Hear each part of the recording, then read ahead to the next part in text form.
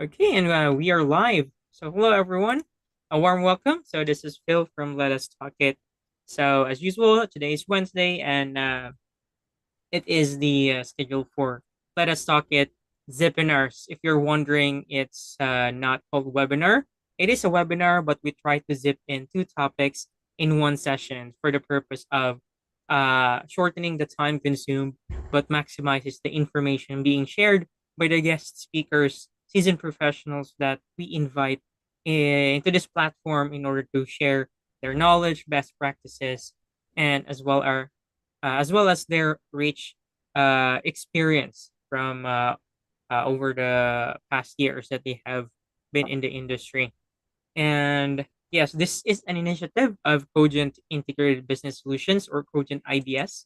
So they're an IT company based in Detroit, Michigan. You can check them out in www.cogentibs.com.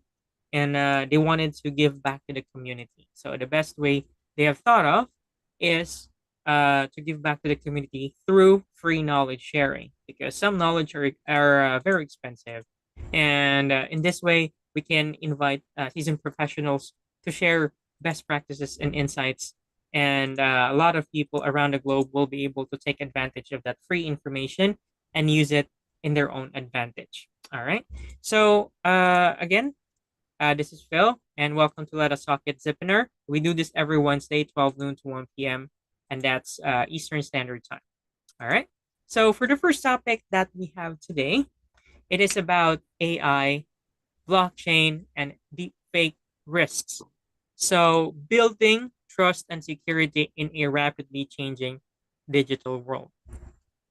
So, about this topic, our guest speaker will help us explore how AI and blockchain can counter deepfake threats by ensuring content authenticity, protecting public trust, and enhancing digital security.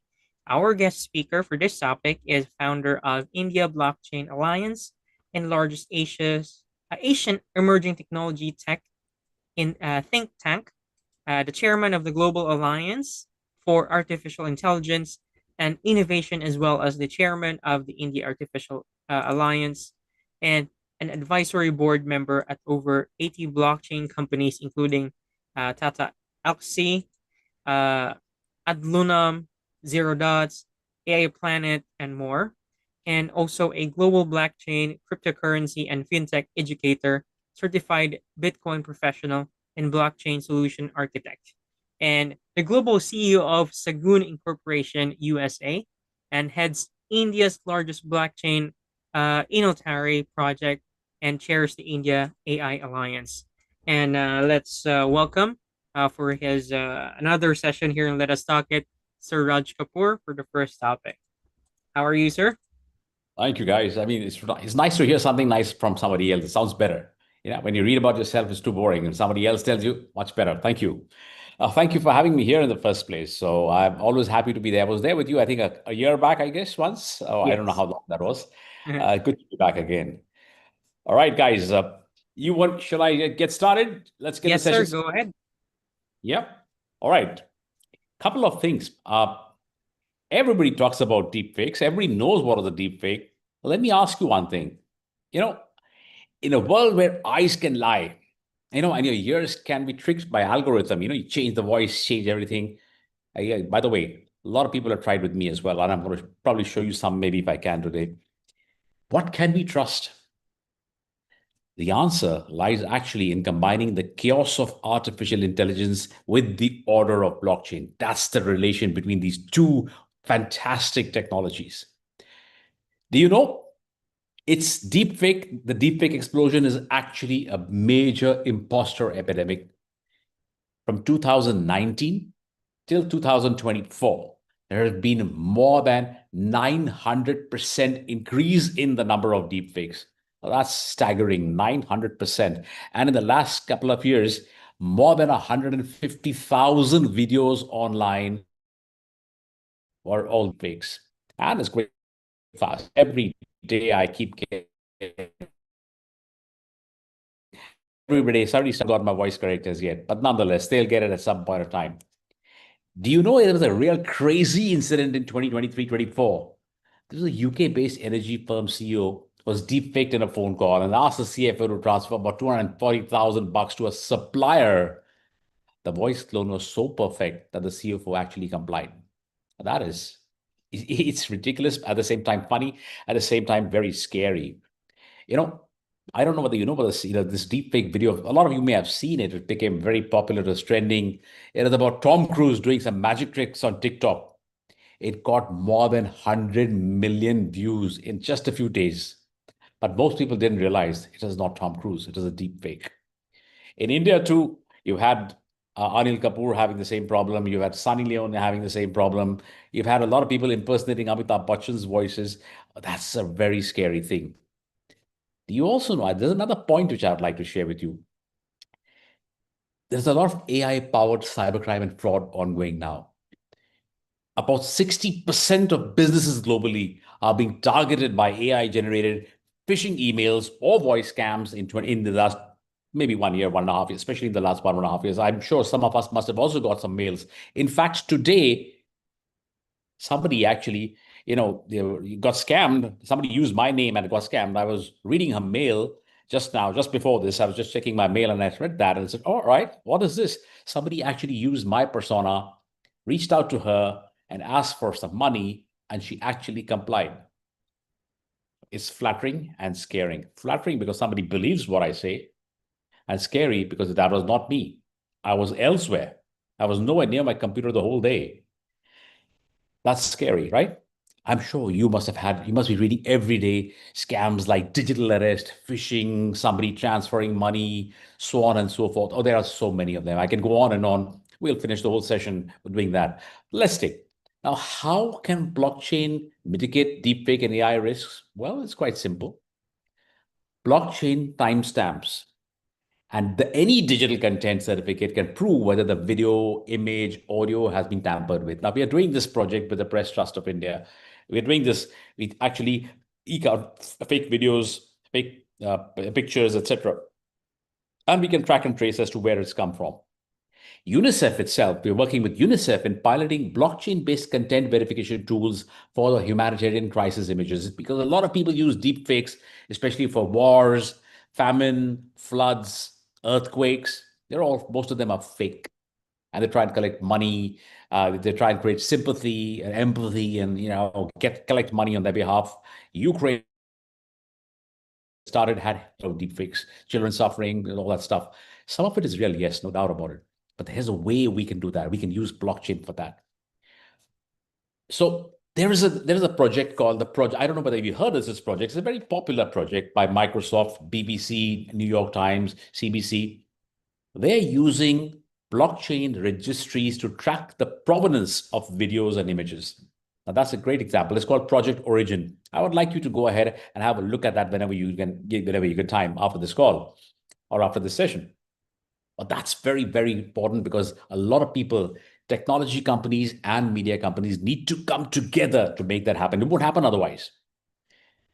I don't know if, I can tell you another one. In 2024, 24, it was, I think, in a global survey, 63% of respondents said they don't believe anything they see online anymore. That is terrible. Even the good stuff gets, lost in this whole quagmire. 76% want stronger digital identity verification for public content. That was a survey. That means what? You want something real. You don't know what you're seeing, what you're consuming is real or not. I think this one everybody would have seen. In last year, the AI-generated image of the Pope in a puffer jacket that went viral. Millions believed it was real. The creator then, actually later admitted it was made using Midjourney. There's a software called Midjourney. He made that. Don't try that, or don't try any fake stuff. Anyway, you can try that. It's a great software, but don't try making the Pope or making a prime minister or making somebody else or an actor. All that. Don't do that. It's not right. It's not ethical. It's not legal. Don't do that. Last year, there was a song which was cloned to the voice of Drake and The Weeknd. It racked up about 13 to 14 million Spotify streams. Can you believe that? Before they actually pulled it down for copyright issues. It is a big disaster, even for the music company, music label. There was another one in which there was I think it was South Korean, if I'm not mistaken. The elderly parents received a desperate AI voice from their so-called son asking them for emergency funds. 500,000 was transferred before the actual real son called and said, "Hey, somebody's doing this." That is really ridiculous, isn't it? And it's again very scary. So, if you're using AI is now, everybody uses AI. We all can create a lot of this stuff. But there's a lot of things we need to do now. There is a huge trust deficit, and that blockchain needs to really come in now. We live actually in a very hyper connected world. That trust is rapidly eroding, my friends. We don't trust things we see anymore. When 63% people say that, it's scary. It's also, I believe that, Gartner, I think, had taken out a report about last year. They said by 2026, almost 90% of online content will be AI generated. That is even worse, more scary. Wow, there's going to be nothing real. In fact, instead of spotting fakes, we'll be doing spotting the real ones. That is ridiculous. But that's also going to be true. There was another, there was another one of, I think a lot of people saw in India, if you saw Anil Kapoor or, sorry, Hrithik Roshan promoting some online lottery services, that is a deep fake also. AI can fool you, but blockchain can prove what's real if we use it right. So let me tell you now how blockchain and how we are using it in real world solutions. It's not just some thought process, or it's not just an idea which we are going to use. It's actually being used. We are using blockchain, as I said, to timestamp and verify original content. It's got to be, and making it absolutely impossible to alter without detection. We're putting it in a major report. There's a repository where all the fake content goes and then it gets eliminated. No one can then use it again. Nikon and Reuters both are piloting blockchain-based digital provenance tools for journalism to fight AI-generated fake news. There's a big problem there. I'll give you an example. An artist sold his digital painting, an NFT, for $2.5 million. Wow. I'm trying to still figure out who buys NFTs, but nonetheless, somebody bought it. But the blockchain proved its authenticity. A week later, a deep fake of the same artist tried selling a fake sequel. Now, because it got immediately caught because it was not on blockchain. The NFT always blocks, it proves provenance. The deep fake could not. He tried, but he got stuck. He couldn't do that. There's there's an invisible threat all the time. It's not what AI makes. That's not important. It's how it is trained. As I said, some people are still trying to make some deep fakes about me, not succeeded as yet. Maybe this video will help them if it goes in the wrong hands. But nonetheless, here it is. 75% of AI systems carry racial, gender, or economic biases because of flawed data sets. That's one of the problems. And also a good thing right now, because if it didn't have that, it would be the anarchy would be worse. In 2024, a US court had ruled against an AI-driven hiring platform. Now, there are a lot of AI hiring platforms, including some from India, some from UK, America, everywhere. It ruled against the platform for systematically rejecting women candidates for tech roles. So that is AI bias. With blockchain, we can remove that bias. Also, if you remember, in AI in 2024-25, an AI avatar was launched of a virtual customer support agent for a beauty brand. I'm not naming the brand, not allowed to. The problem is it mistakenly called the customers ugly when they uploaded unfiltered photos. And that is not a great use of AI. Well, you put your photo up and somebody calls you ugly, you're not going to like that. Instead of doing well, the brand tried to use AI for doing something good, but the AI itself was so badly made, they actually call them ugly. So there was no oversight. And without oversight, AI doesn't just automate tasks. It just amplifies social problems, societal problems. There's nothing else it does. So that's another thing which we should keep in mind. Another thing, the future basically is not about stopping AI or blockchain. It's about securing and governing them. We talk a lot about AI every day, and AI has been there since the last 50, 60 years. Most people don't even know that. But generative AI, or like the chat GPTs, the Claudes, and all the other Gorks and all, they've come over the last 2, 3 years. But where's the governance? Where are the rules? Where are the frameworks? First of all, it's not there. What should be made mandatory, and that should come as a policy. It cannot come without a policy. Mandatory watermarking on all AI generated content, that should be made mandatory. It's not right now. Blockchain-based digital identity for individuals and AI bots. Now, that's something which we're doing right here in India right now. We've created a whole new system of actually verification. It's called the Seal of Trust. It's backed by a beautiful wallet called the Soul Wallet. That's being done, and that's one of the most innovative platforms which are going to be actually make waves over the next few years. The public AI literacy campaigns we must have, because people don't know how to start, how to stop. And I'm going to show you a little video after I stop, and you tell me which one is fake and which one is real.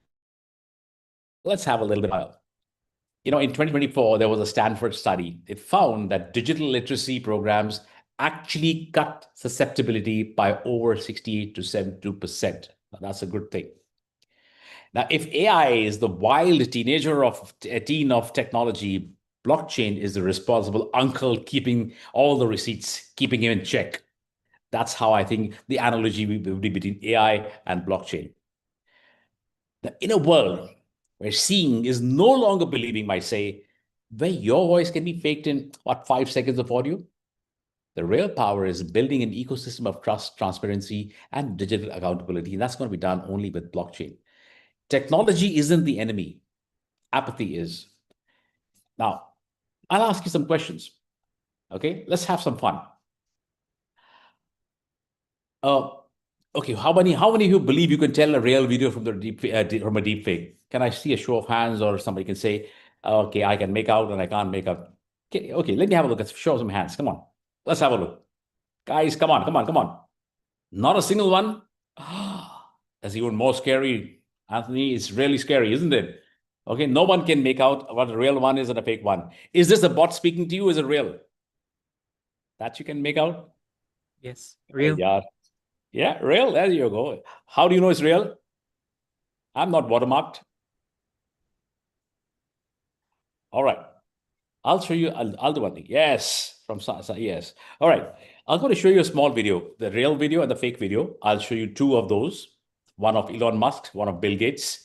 And then I'll show you another one where you got to tell me. First, I'll show you the real and the fake. And then I'll show you one. It's real. So Rizwan says, wait, yes, I'm real, very much real. See, out. It's all real. Okay. So I'm going to show you a video now. Okay. Sit back, relax, have a look at the video. See the fake, see the real. I'll show you 3 small videos. 2 will be very short clips, one will be a little longer. Then I'm going to ask you some questions. There's going to be a fastest finger first sort of a round. I'm going to be asking you that. Okay. Let's share. Can I share? Can I share my video? Yes, I can.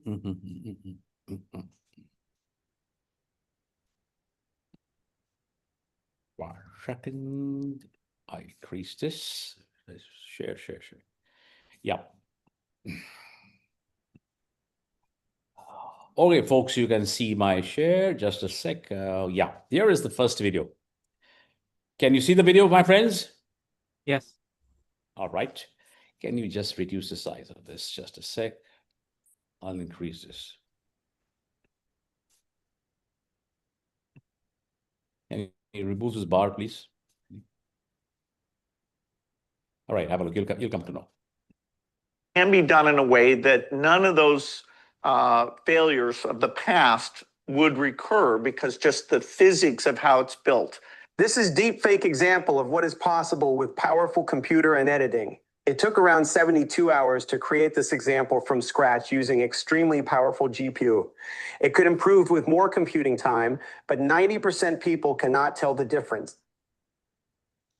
Scary. Okay, that was just the first one.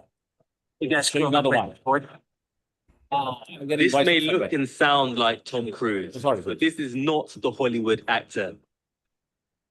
Okay. Have a look at this one. This is Tom Cruise. Just a sec. Let me share my screen again. Here we go.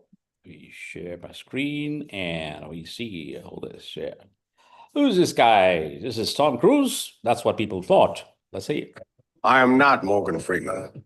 What you see is not real. And this may look like Morgan Freeman, but this too is another deep fake. This software is becoming more sophisticated, more ubiquitous, and is increasingly in the hands of fraudsters. A mother from Arizona was the victim of a horrifying scam using an AI-generated deepfake of her daughter's voice. No project has ever given such opportunities to residents of the country. Martin Lewis is one of the most trusted voices in personal finance. But if this looks like his endorsement for an investment scheme, this too is a deep fake promoting a scam. These are absolutely everywhere. There is a tsunami of scam adverts that has been for years.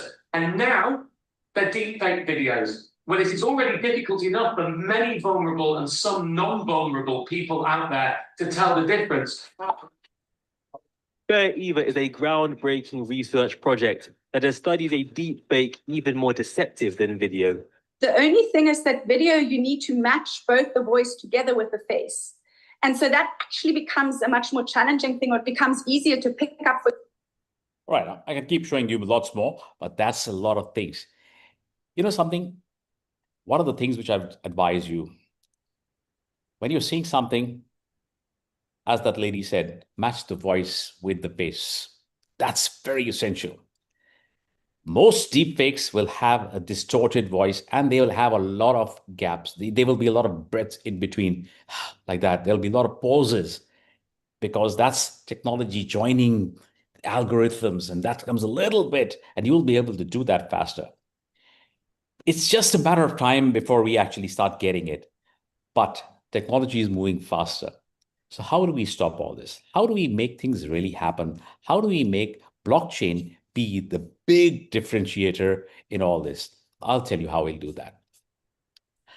We need to have 5 or 6 things in place. Blockchain is actually doing that. But I already told you about the digital identity verification. We need powerful digital DIDs, or decentralized identifiers, which use cryptography, verifiable identities, both for people and AI bots. It prevents impressions, identity theft, and deepfake scams. AI bots interacting in financial systems like what we saw will be actually forced to operate through only verified blockchain IDs, and that's where they'll fail. A video of a CEO making an announcement could be digitally signed with their DID. Then you know that this is a genuine video, instantly verifying its source. That's the main thing we can do. One of the guys I told you, Soul Wallet, is right there for that, and that's an Indian product. We're very proud to say that. We can also have tokenized watermarks and AI content labels. Blockchain can register invisible crypto secure watermarks on AI content that can't be removed without breaking the chain. That's once it's on the chain, it's immutable. That is a real kicker.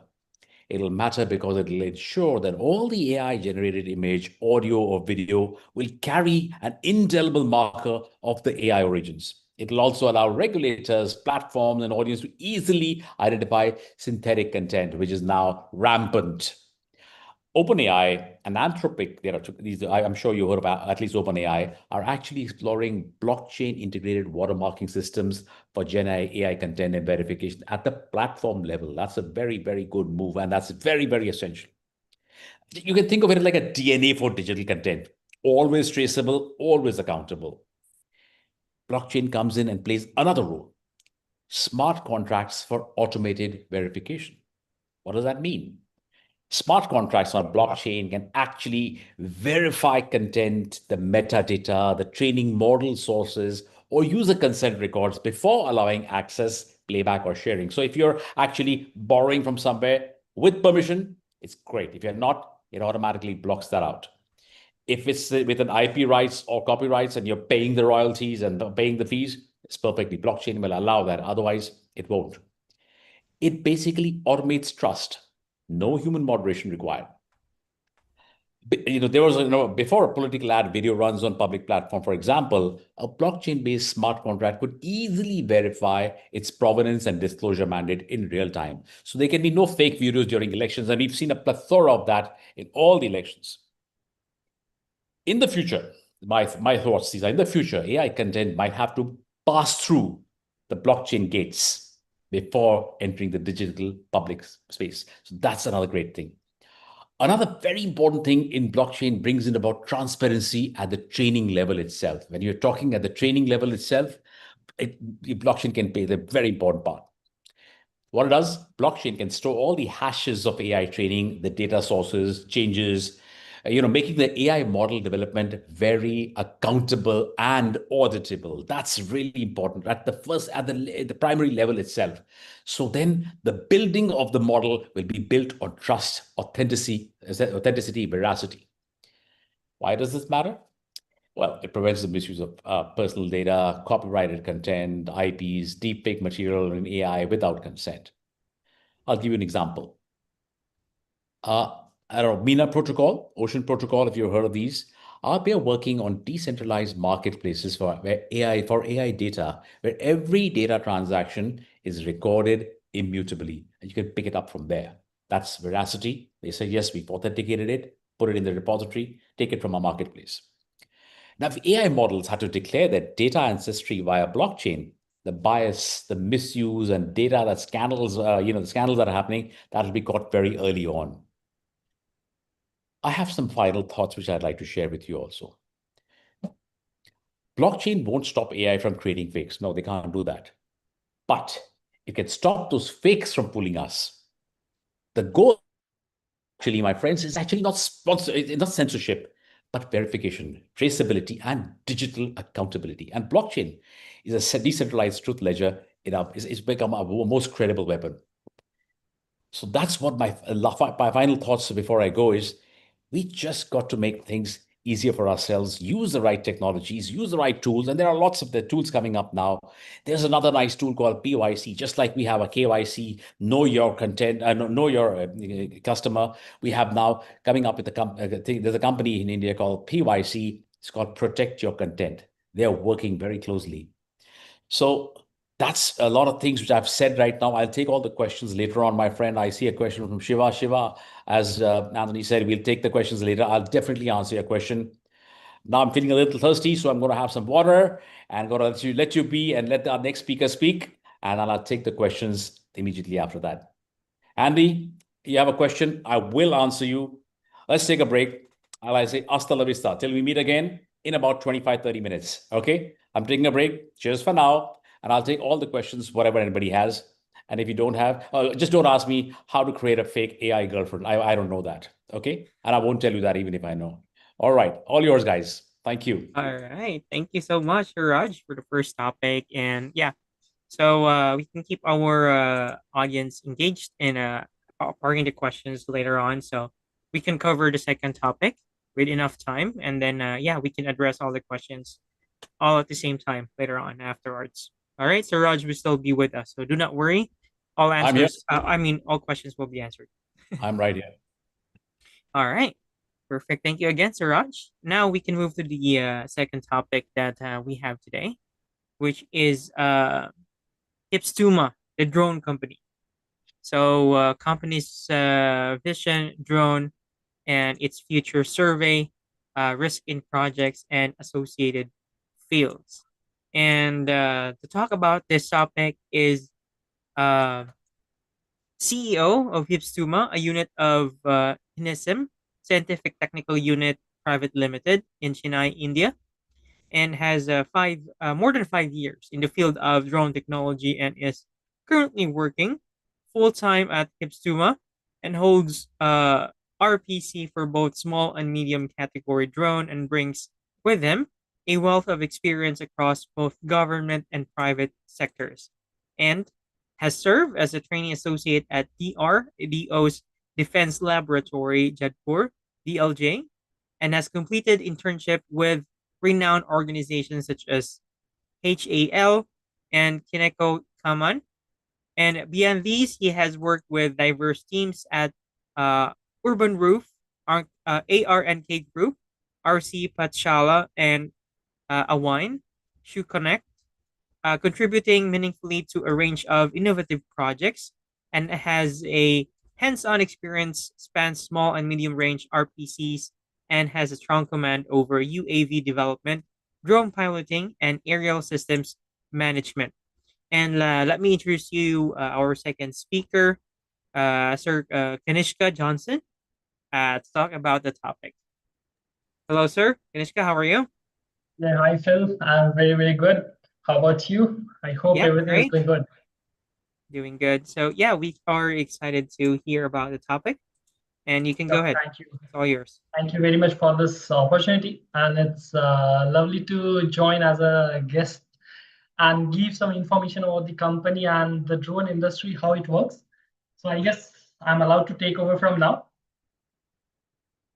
Yes, go ahead, sir. Okay, sure. Thank you very much. And thank you, Mr. Raj, our previous speaker. It was quite interesting to understand. And it is similar, like we are related to some way in the whole industry because we are also working on some deep insights about LLM models and various other sectors. So as all the participants and the live viewer, I guess you have already got the information. So Mr. Raj Kapoor has actually helped me out to make you all understand about the deep way, like deep fake images, the videos, how the whole LLM industry works, the language, how actually this AI works actually.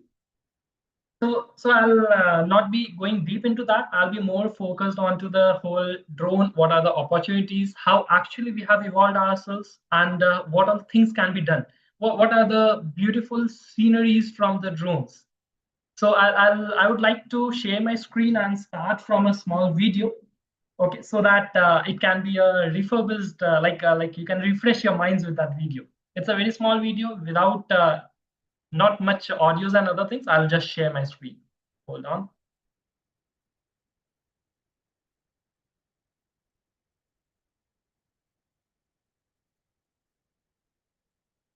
Okay, I hope it's visible. Yes, we can see your screen.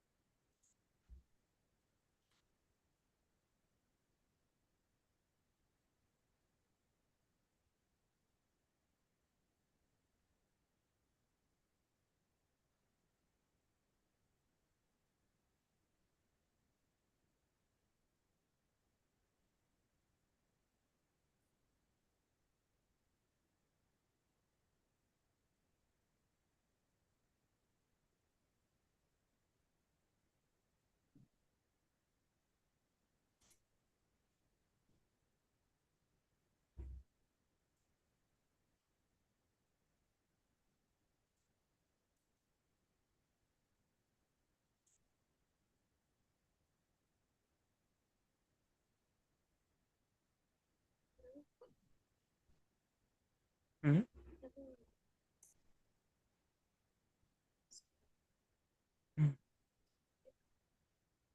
Okay, thank you. I hope you all enjoyed and liked the video.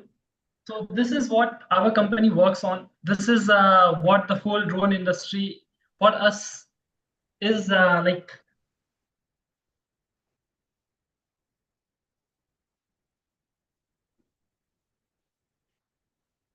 Mhm.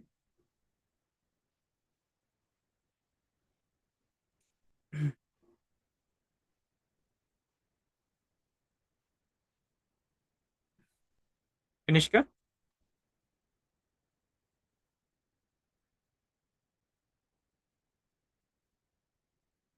Yeah, I'm back actually. Okay, am I audible? Not quite. And your video is off. Yeah, actually, this is a little bit of power issue, I guess. I'm back, All so right. we won't let it hamper the drones. What thing facts about drones we all will try to understand about it. First of all, our company's vision. So we envision the whole industry. We envision into working with drones and revolutionizing the whole activities. How what all things we can and how it has impacted our life now.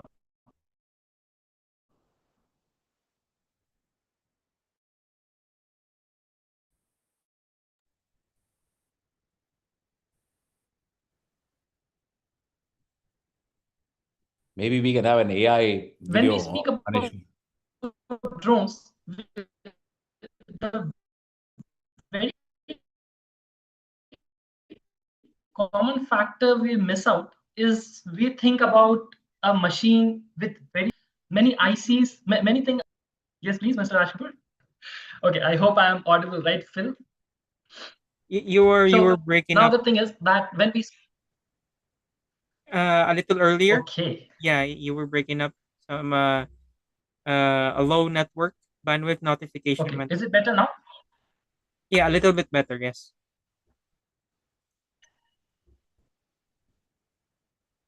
I'll just try turn.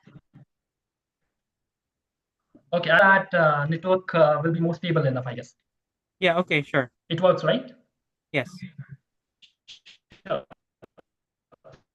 Thank you very much for that. So, I was speaking about how actually the drone has changed our life, how we see what we see. Drones is not only a complex machinery. Drone is something by which we can make things simple. How we are making things simple? For example, if you all have gone through a bit of information on mobile phones, when mobile phone came into the market, I don't know how many of you are aware about it, but when the mobile phones entered in the, can you say which industry was caused out? World, which was famous for their cameras. So their whole share fall suddenly, shares were falling down, and the whole industry was like abrupt. Now, when we talk about the drones, mostly we talk about drones is in general terms. Locally, they say drone as a camera. They don't say drone as a drone or drone as a machinery. So how it has helped, whether it's a threat or it's a help for us. It has not killed any of the market. It has not killed your normal cameras. It has not killed your gimbal cameras, neither your mobile phones. Rather, it has actually helped you out where you are not able to see the views from the sky, a eagle view, what we say. Drone has actually helped us. So what we treat is drone as a wholesome industry or an equipment which can change the visuals or which can change the perception of you visualizing a thing. We say that if you have commonly went to a cricket stadium or a football field, you say that this was an easy shot or it was very easy to score a sixer. It was a very easy goal. So drone has similarly drone has changed actually our perceptions, how actually we see the things. The video what I started in the starting, that was not just a video for blasting of the mines or blasting of the queries. It was about how actually the blast happens. What is the projection? What are the technicalities generated with one of the blasts? Each and everything is taken care just by single video. If this video was not available,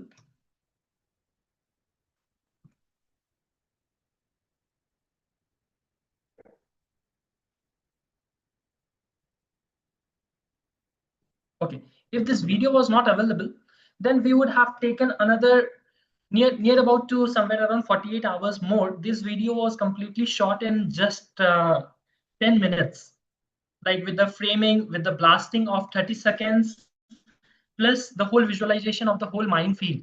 And it gave a data which would have costed a lot, and a lot of not only the prices, a lot of time even for the whole company. So it gave us the view how actually the projection works, what all things can happen, and what will be the distances, what will be the pollutions generated with one of the blasts, everything. Drone has also revolutionized the complete agricultural industry. I guess if you are from India or if you are from some other country even, you must have seen in India, basically drones are worked drones are being worked on normally just for spraying purposes, spray services, just for that. But in general, drones are not only meant for that. For agricultural sector, drones are also very, very important. What will be the yield of your crops? How much will be the quantity?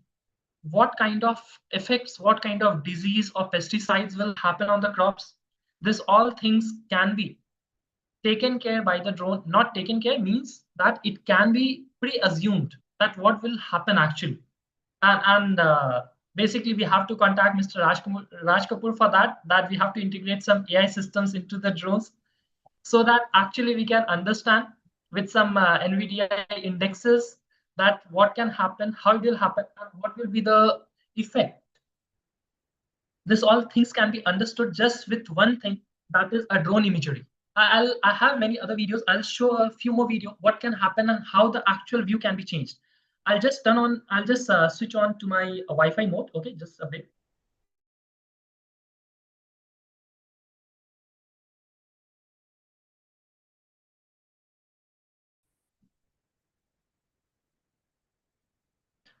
Okay, I'm back.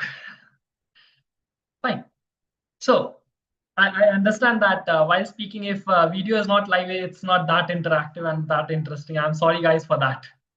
So we can understand about the agricultural sector that with the drone imagery, we have some multispectral cameras, we have some thermal cameras, different kind of cameras are equipped in the drone, and that cameras actually helps us to understand, to give a view of the fruits, of the leaves, of the stem, or the whole tree.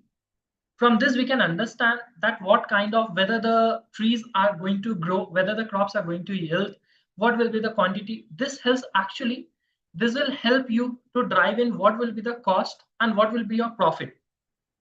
Just try to understand whatever thing is happening in the whole world. It is happening. We all are running for a driving force. And what is this driving force? This driving force is some funds, financials. I'm not talking about some materialistic things. This is how actually the whole system or the whole chain of a system works. So how drone plays, what all things are there. Now, I have recently gone for one of the missions, like one of our project. And that project was related to, you must have heard about, recently there was a casualty in some 3 to 4 vessels. All over the world, there are many casualties happening. This was near to Indian border, near to Indian and Sri Lankan border. There was a casualty. It was a ship which was having some 4,000 containers, and that ship actually caught fire. And this was one of the first instances where I actually went into such kind of mission. And like, I guess in India, we have never done this kind of missions earlier. It was a salvage mission, means saving the ship, rescue. Salvage is about rescue the ship. Now, what actually we have to do is we have to take the drone imagery, how actually it is helping them. When I went there, it was just I was just a drone operator there. And I came to know, I understood about the whole mission, that how actually it saves crores, like in millions for the company. Plus how it saved the life of the humans. The ship was burning. There might be some chemicals which can be effective, which can be some, like it can be very, very hazardous. Plus, we don't know, it's a whole iron structure, which part is getting melted. It was life-threatening for everyone. And there was somewhere around like 20 lakh liters, like 20 tons of fuel in that. If it blasts, so it will cover near about to 500 to 600 meters of a whole area. It will just vaporize the whole area. Now, while we were into that mission, we took some thermal imaging, just sitting at one particular ship far away from that. We took some thermal imaging. It gave us a whole view, what all things can happen, where is the where is the source of the fire, which particular part is more heated up now, and where we have to actually work on. So this all things were happening out. And in that middle phase, we came to understand that actually this drone is not only for having photographies or giving us solutions for some mining industries, or going in Ukraine and hitting out enemies, or in Russia. You must have heard about Russia and Ukraine war now. So like the whole drone has completely changed the warfare games. You don't have to go into the open fields. You just have to send one particular eye for you, and that eye is your drone. So we see drone in two phases now. Drones are into life-saving and as a threat. How actually we treat that, it depends on us. Where we say that in Russia and Ukraine war, drones are actually a life-threatening machinery. Might be it is also a life-saving machinery. Because with the drones, we can have some medical supplies immediately and effectively. With that same drone, it acts like a deterrence. Deterrence is the word where actually you threaten the enemy without harming them. So instead of killing some persons, we just inform them that we are more stronger than you. Don't have to enter in this field. Now, coming on to other fields, I also mentioned something about risk associated. Is it really that a risk is there with the drones? If you feel that drones are riskier enough, I feel as a drone engineer, as a company leader, I feel drones are more and more effective as a solutions than riskier. Because I have gone through in many cases. We were working on a project. It was related to some, if you have seen that drone light shows. So all the countries are having their own companies now for drone light shows.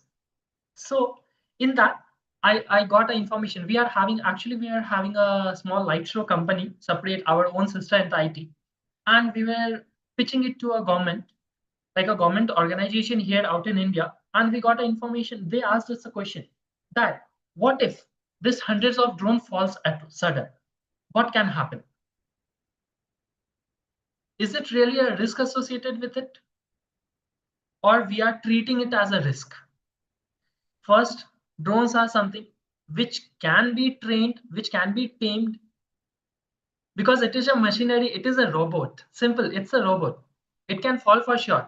But by having some precautions, we can actually make that threat to a life-saving equipment, or towards building and understanding this concept that every threat is not a threat. It can be trained and it can be made into some consumption where it can save many lives. Now, talking something related to some industries, like what are the opportunities and how actually we can grow. We at HYPSTUMA, like I would say it as a marketing pitch for me. So we at HYPSTUMA actually we started from working on R&D projects, like research and development projects. And currently we are having our own products. We are having our own set of fleet of drones. We are working in services. I personally have a 300 plus hours of experience into piloting. Personally have a 5+ years of experience into making out drones. Now, we are having a team of set engineers with data science background, with software, electronics, designing, system engineers. So what we actually understood is, with these drones, we can't just rely on that we have to take some images, we have to just do some surveys. These drones actually can change many things. If you have heard about a company known as Zipline, it's an Amazon-backed company working in US. It's for logistic systems. I'm more into applications part now currently. So it's a logistic company. Now, with that logistics, you can understand how many jobs will be created, how many types of different kinds of, I'm talking about how many white collar jobs will be created just with one of the technology. How much time can be saved? We are living in an era of Industrial Revolution 4.0, where we are talking about cyber security, where we are talking about AIs, where we are talking about advanced machineries. So if machineries are advanced, humans have to get advanced. Getting advanced is doing a lot of works in a quicker time. A lesser time, lot of works, more efficiency. Drones are one of the important factors behind this. It can give you it can help and provide you in faster logistics. It can help you in agricultural lands to understand what will happen after 3 months of time. What will happen to your crop after 3 months of time? You can sell the crops immediately with that. After that, you can also understand how effective drones are into agricultural spraying services. We are into agricultural spraying services. We have personally felt that this is like a what do you say? It is like a nectar.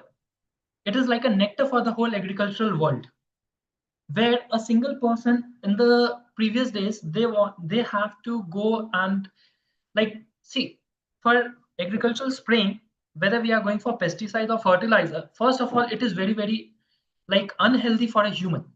They have to enter into the field and they have to do it manually. Now what we are doing is we are completely revolutionizing the whole spraying services with the drones, where drones have to fly over the crops and they do the spraying services. You don't have to enter into the fields. Plus we have also seen this saves, it is actually very sustainable. This saves a lot of water for you, where we are everyone is crying about water conservation, this actually helps a lot. If we'll see in one particular in let's take an example for 10 acres. For 10 acres it saves your time. 10 acres of property can be sprayed, 1 acre can be sprayed within 5 minutes. So 10 acres can be sprayed near about to, on a rough calculation, it can be sprayed about to 50 minutes of time, where for one particular person to spray manually a 10-acre of property, it would take somewhere around 2 to 3 days. Plus, in 1 acre, if we are talking about 10 liters of liquid, like water, with the drone, where we have new technologies with centrifugal nozzles and other things, where we can actually minimize the spraying particles into some nanoparticles, and it can spray effectively on the flowers, on the fruits, without leaving any of the dents or without leaving any of the marks. Plus it also reduces your water by only let's say only 200 ml. But if you say for 1 acre 200 ml, so for 10 acres it is near about 2 liters. For just think about, the whole world is dependent, primary source is all about agriculture. We are humans, everyone, not only humans, the wildlife, the domestics, everyone, all whosoever is living wants something to consume that comes from the primary source, that is agriculture. So how drone has effectively revolutionized the whole industry just by having one simple thing, that is changing the agriculture, changing the spraying parts. Like how actually we used to spray, it has changed completely. Now in that, take example for a project, we as a human have some particular work-life balances. We are talking about work-life balances. Don't work for more than 48 hours a week. Somewhere around some Western countries are imposing Saturdays, Sundays, holidays. Then might be on Fridays holidays. How effective the drones can be in that field? Think you are working in agricultural land. Let's take example for a land with a potato owned by McDonald's. It's somewhere around 800 hectares of property. Now for that 800 hectares of property, what actually we are doing, it's not like drones are very new. Drones are a successor of something. We need to understand that. I have personally seen that they have been using this whole industry, this whole technology that is known as spraying through aircrafts or through helicopters. They have been using it for since decades. Now drones are a successor from that. So this creates a lot of opportunity for one drone to control one drone. We can have one pilot. Obviously, if companies like Mr. Raj Kapoor will help us, we can revolutionize this whole industry even more and far better, where one pilot can work with lots of drones, a fleet of drones, more than 3, more than 5, more than 12. It is not that it will consume the job. It is not like it will eat up the jobs. It will actually create more jobs. How it is creating more jobs? Now pilot is one, but for managing the drones, for developing that drones, for coming up with solutions for that drones, for services of that drones, think about with one single drone, how many different sectors of white collar jobs are being created. So this was all about the opportunity, about industries, and how actually we can revolutionize the whole drones, how actually we can do many things with the drones. For a very simple example, I have a small drone. This is developed by our own company. This is a nanofly product.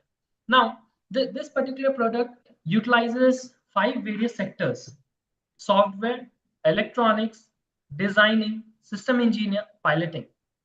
Think about it. For one single product, we are generating so much of employment, and not only just employment. It is known which people or where we have little confidence in that. It's a white collar job for you. So overall, I would like to have a little show at the last. I'll just show a little video how actually drones can be seen for what I was talking about, the eagle eye view, and then I'll finally conclude.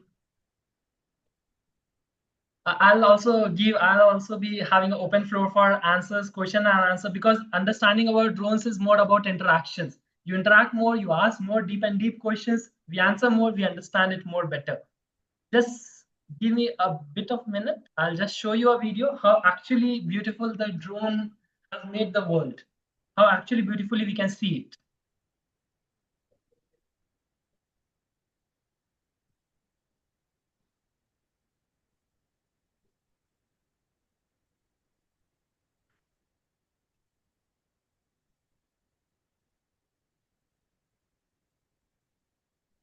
So this is one of the video. I hope it's visible.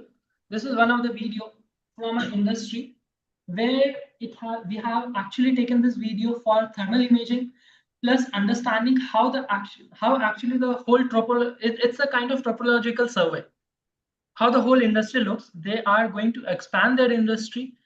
So they want to understand how actually the industry looks, where are the equipments placed, what are the parts available for us, and what is the progress in their whole industry, like in their whole infrastructure. This was for that particular purpose.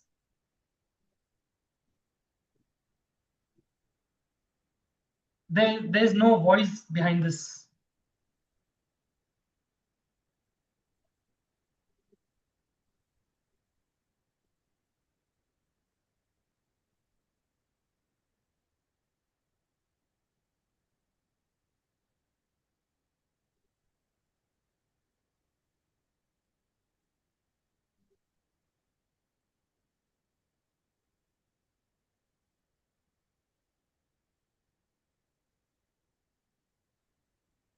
I hope that is more than enough to give you a perspective of how actually the drone will change the whole view or the perspective, how we see this world. Not only with the imagery, not only with the aerial imagery, with the warfares, how actually we have changed the whole warfares, how actually the technology is being advanced, how we can integrate more and more AI functionalities into the drones, where we can understand about the data elevation models, we can understand about the projections, we can understand about how actually we can go forward with the drones. Now, I would not like to bore you out with the technicalities of the drones. Here I am to make you more interested about the drones. So with this, I conclude my say. I hope there will be few questions. I'll be happy enough to answer that. It's over to you, Mr. Phil. All right. Thank you so much, Sir Kanishka. All right. What a wonderful talk. It's really advancing. Technology is now very like you have to be like you have to be able to adapt to the emerging technology. So now we are open for questions. Anything pending? For if you have new questions, you can raise your hand. Let us know who you want to address it to, or you can just put it in chat and then let us know whose speaker is going to address the question. All right. So for those attendees. So while Yep. everybody puts it in chat, I just like to add a few things to what Kanishka said. I've been working with drones from donkey's years. I don't even know how long now, but there's a couple of there's some crazy, things we've done with drones. In Japan, we use drones to deploy and pollinate flowers in where the populations where the bee population had collapsed. We use drones for that. These are something very unique things. I mean, there are regular things which you can do with drones and all this. Agriculture is great, disaster management, surveillance, logistics, delivery, infrastructure inspection. We are doing that right now in the state of Goa as well. Environmental monitoring, all that is there, filmmaking, etc. But these are some cool ones, like I told you about bees. In 2020, the US Army, they tested AI-powered drone swarms. 100 drones launched simultaneously, autonomously coordinated to locate simulated threats using AI. They were AI-powered drones, and that's a project which I'm really proud of trying to work in the Indian Army in the same space as well. On the fun side, we've used drones to paint murals, AI-guided drones. They created a massive mural on industrial buildings, blending art and AI. That's another use case of drones, which not many people in India are doing, but that's a great space. In fact, I'm in Dubai right now, the Burj Al Khalifa. We're using drones, using waterless technology to clean the Burj Al Khalifa. That is, again, great innovation. Then drones preventing shark attacks. We've used it for Australian beaches to use AI drones that detect sharks with a 92% accuracy, which alert lifeguards in real time. Now, that's real fun stuff. This is what we should be really doing apart from what we are doing. And I'm happy to work with you, Kanishka, anytime.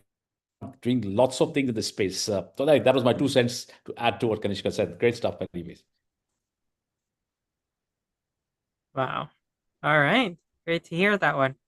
All right. So thank you, sir, for that additional input and insight. That would enhance definitely. There were some questions in the chat. Maybe you can take them and then we can wrap up. Yes. We'll start with the pending question that was addressed to you, sir.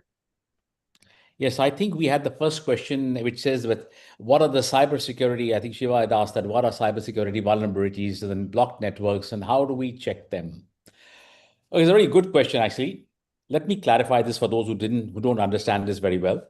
I think by blocked networks, we probably mean network segmented or restricted or firewall networks, which are commonly used in enterprise, government systems, or air-gapped setups, which are used in the army. Now, these networks are designed for isolation, but they still carry vulnerabilities.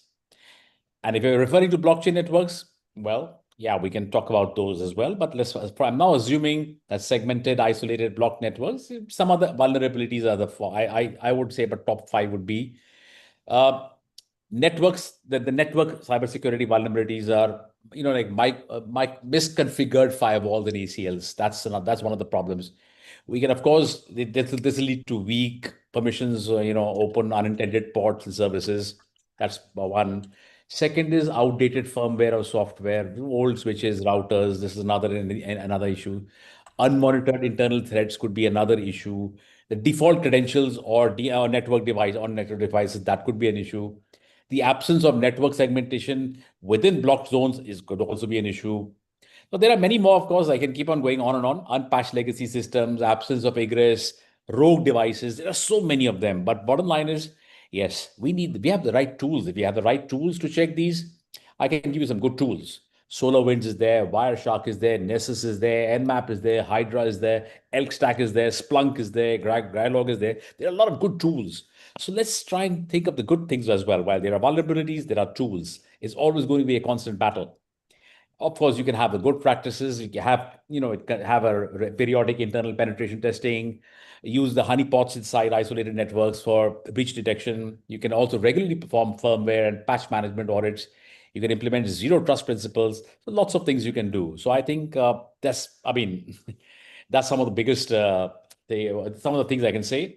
However, here's a word of caution. There are some major digital threats emerging.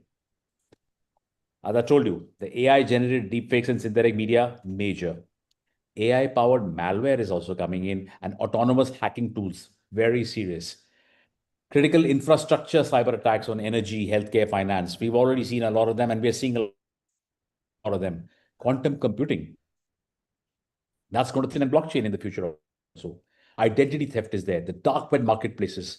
All these things are also going to be there. So I can tell you separately how AI is going to be working around them, but nonetheless, here are some of the threats, my friend.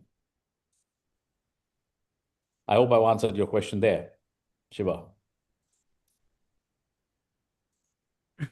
Thank you. Yes, indeed. Thank you very much. I can give you a whole white paper on it. Don't worry.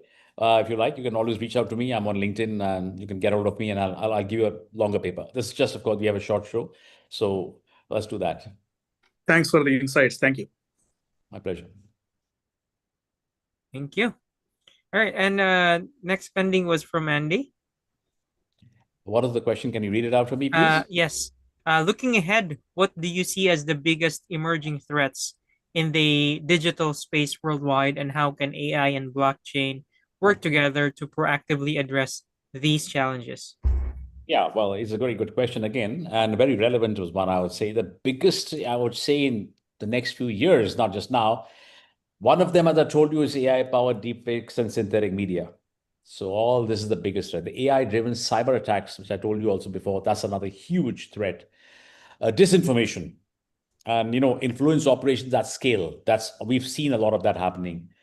We've also seen critical infrastructure attacks, which I talked about. I told you about AI model manipulation and data poisoning. That's a very big threat. Attackers are very subtly altering training data sets or models, leading these AI systems to make flawed or malicious decisions. Grok is a really classic example right now of how it's become now. You read about that. And also, there is a new thing starting there. It's called dark web AI as a service. That's bloody black markets offering AI-powered tools for fraud, surveillance, ransomware, hacking as a service. We never heard of this before that. That's a major threat. Now, there are several more, but let's see how, we got a couple of minutes. So how is AI, blockchain, how can they proactively address these challenges? As I told you, AI detects inconsistencies, we know that, in audio, images, and video, and blockchain timestamps them. So bring it in together, make that a wonderful combination. Let's get right into DIDs. That's the decentralized digital identity. That'll solve 30 to 50% of the problem. While AI will monitor behavioral biometrics, usage patterns, blockchain secures identity credentials. That's where the seal of trust comes in. KYC, AML data, and access logs immutably. So that's another thing. Another one is the supply chain integrity provenance. AI will identify the abnormal patterns and risk events in all the supply networks. Blockchain records origin, transfer, custody, everything, therefore becomes sacrosanct. IBM is using it big time, and so is VeChain. Smart contracts. That's another thing which basically blockchain means writing everything on smart contracts, self-executing contracts. So AI will detect breach patterns and evaluate risk thresholds, while blockchain uses smart contracts to trigger containment protocols or notify stakeholders. So that's a couple of things where the blockchain and AI are going to come in.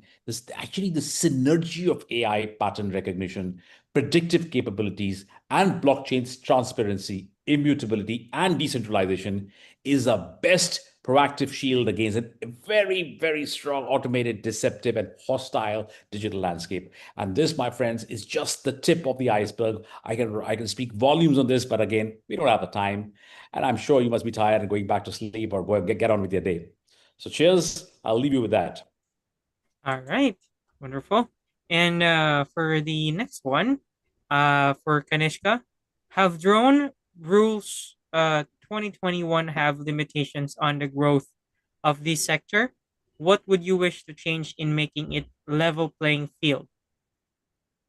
Thank you very much, Phil, for redefining that question. So, this question is from Mr. Shiva.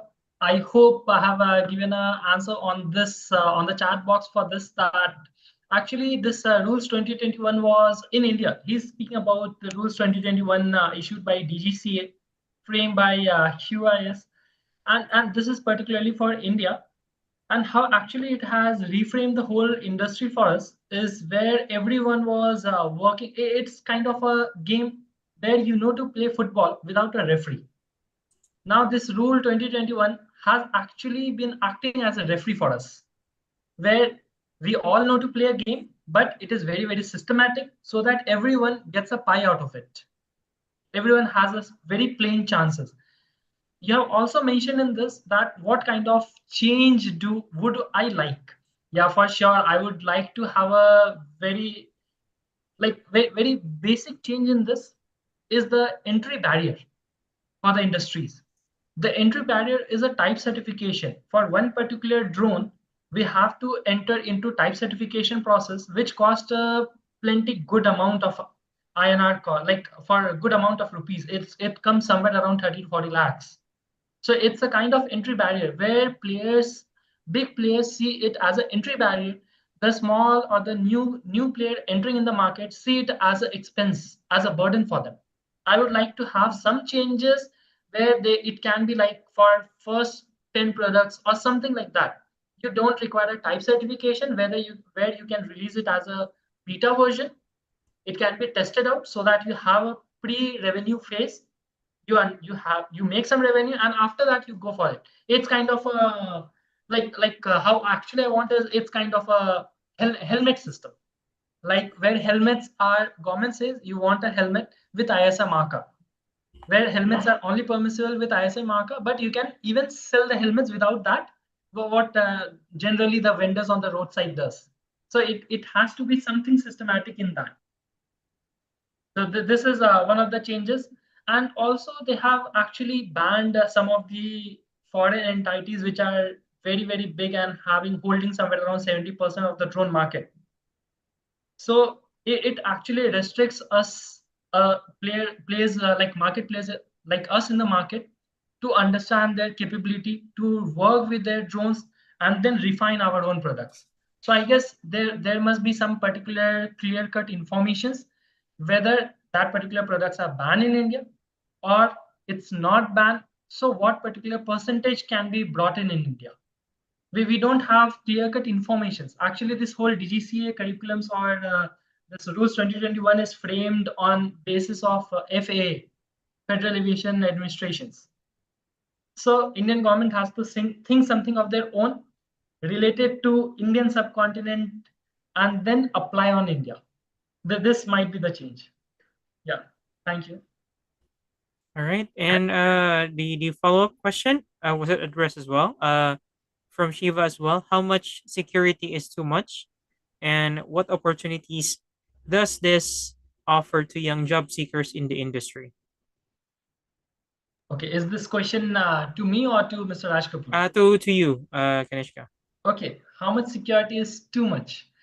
So I don't know on what perspective have you spoken about how much security, because I feel that. Oh, let me just check with Shiva. Shiva, is this for?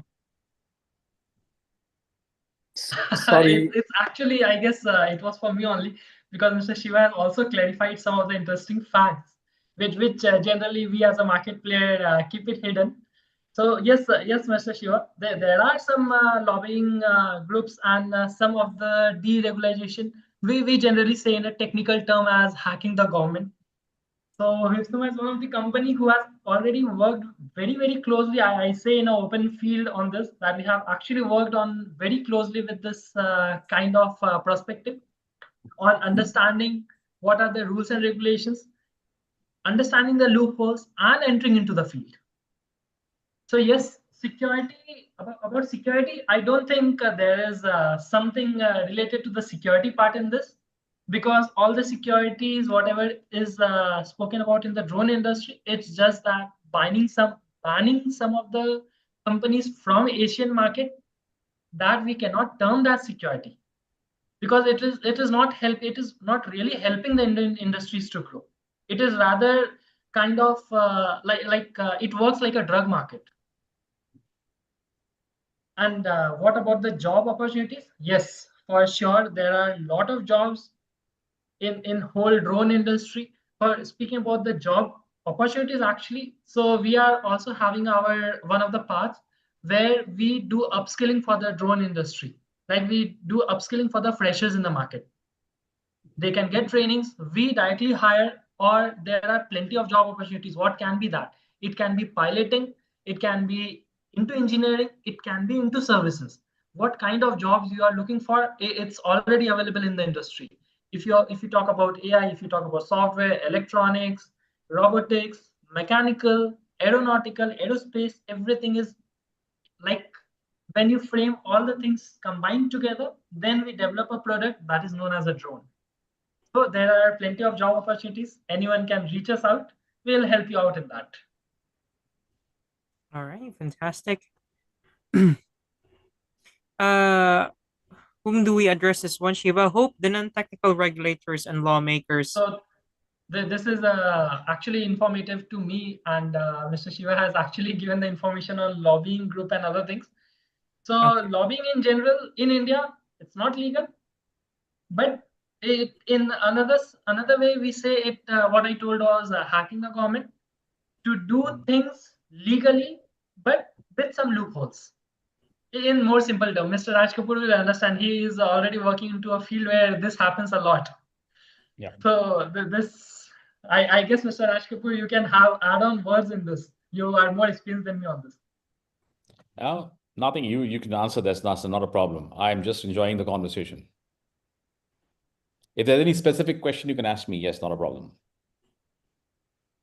I lost your last words. That's why I cannot. I don't know what the question is. If you just tell me the question. The question what Mr. Shiva has mentioned about lobbying groups into India for drone industries and how actually it works. Lobbying groups are always looked upon as troublemakers. I always believe that I am part of a lobbying group in the blockchain crypto space. I've been lobbying since 2017 to have a policy, and look where we are still. Okay, so I'm not a troublemaker. I'm not anything. I'm trying to shine a torch on what should be happening. Same thing as in the drone space, in any other space. There are lobbying groups, there are everything, but I don't think this is really working the way it should be. Yeah, we had some great fun during the war just now. Some drones came from here, we shot them. They came from there, we shot them. That was fun. It was like kids playing a game. But nonetheless, I think now with the things are more serious in the drone space. We can actually see the value in that. Probably I'll start my own group, and Kanishka, we'll start a lobbying group ourselves. There's a lot of work to be done. Actually, the lobbying group don't have too many people who are from the industry. There are a lot of people. There are especially people in Delhi. They do great stuff. They do a lot of lobbying, but they don't really understand the industry. I think a little more industry perspective would be very essential, and I think a little more awareness, that would be great. So yes, that's what I would think about lobbying groups, guys. Yeah, in Western world, I mean, obviously, I can only speak about the Australian perspective. It's quite common here for the regulators and industry representatives Absolutely. like you. And that should be. There should be a voice. There should be a voice and a counter voice, always.